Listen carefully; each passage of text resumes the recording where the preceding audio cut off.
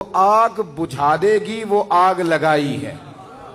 कहते हैं बस हमें तो, मैंने कहा ना दीवाने लोग वो बस लकीर के फकीर, जरूरत कोई नहीं।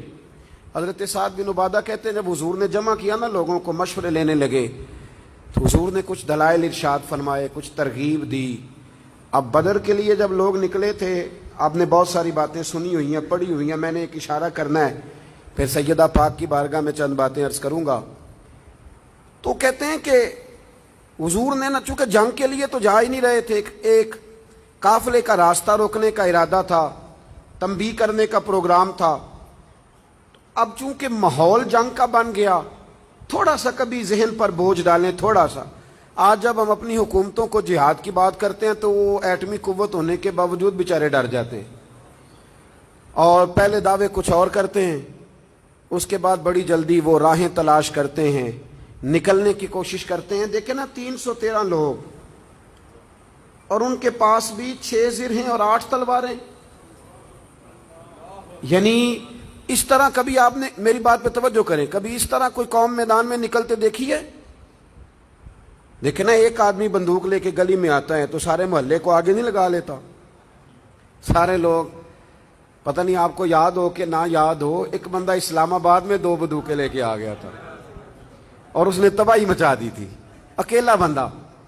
तो उधर क्या हाल था? उधर कुफारे मक्का 1000 थे, ये 313 थे, वो 1000। ये मुकाबला भी देखें।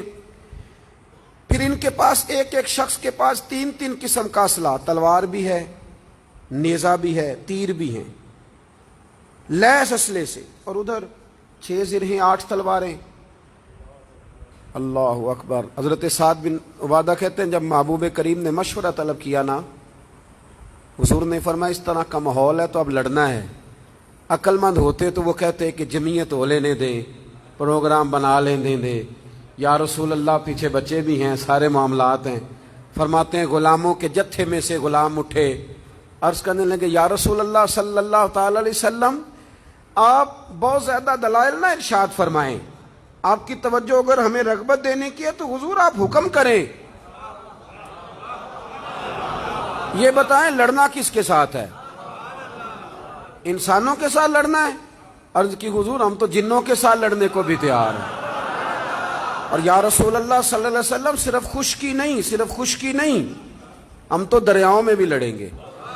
इसलिए कि हमने न कभी कतरे पे गौर किया और न दरिया देखा, बस जहां तेरी झलक देखी वहीं डूब गए।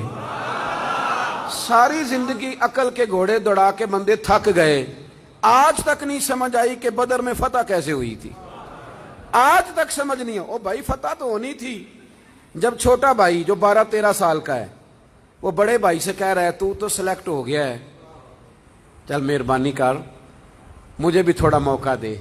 कभी आपने ये रंग भी देखा है कि बच्चे कुर्बान बर्गर मांगने के लिए लड़ाई नहीं हो रही, ना मरी की टिकट के लिए अब्बे से बहस हो रही है, बल्कि छोटा बड़े से कह रहा है तू तो सिलेक्ट हो गया है, मेरा कद भी छोटा, उम्र भी थोड़ी है, चल मुझे मौका तो दे। अजीब नजारा नहीं चश्मे फलक ने देखा? छोटी उम्र इश्क लगा सी खेडां खेड दी नूं, मैनू खेडां भुल गईयां, मैं कज्जल पाया सी यार दे वेखने नूं, फिर ओदी याद विच रोंदियां ही डुल गईयां, हैदर शाह इस गली कदे ना रोलदी, पर हुण ते रोलदी रुल गईयां। तो बड़ा छोटे के साथ कुश्ती करने लगा। जब बात शुरू हुई तो उसके कान में कहता है शुरू होते ही कि चल तू तो सेलेक्ट हो ही गया, जरा गिर जा, तेरी मेहरबानी। जब इस अंदाज से लोग निकलते हैं ना तो ये शौक होता है, ये जज्बा होता है। सहाबा किराम के इश्क ने, उनकी गुलामी ने। मैं आपको एक बात बताऊं, इतनी बहस होती है ना हमारे यहां, इतनी बहस होती है। अब मेरे जैसा बंदा तो डर के पीछे हो जाता है। मैं कहता हूं ये जो 2 बंदे अवाम में लगे हुए हैं ना, इनके मुनाजरे का कोई फैसला हो ही लेने दो।